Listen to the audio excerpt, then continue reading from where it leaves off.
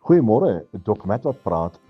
Ons as mense is partykeer so gewoond om net sekere mense, die jong mense se taal uit te haal. Haal hulle uit vir dit, haal hulle uit vir enige onbenulligheid en dan bring ons hulle in 'n slegte lig. En ek dink nie dit is wat die Hemelse Vader van ons wil hê nie. Hy wil nie hê dat ons mense moet uithaal nie.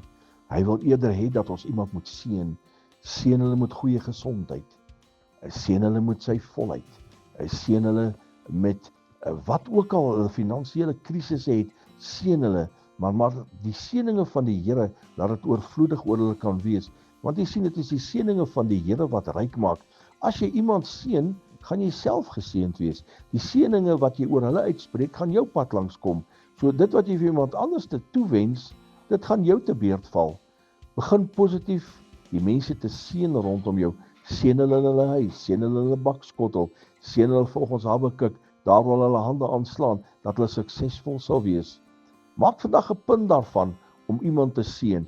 En as jy dit gedoen het, gaan jy sien hoe goed jy oor jouself voel. En jy gaan voel hoe dit voel, dat Jesus jou optel. My vriend, seën iemand vandag. Bemoedig iemand vandag. Spreek God se volheid en seën oor iemand uit. Herlewensgroete.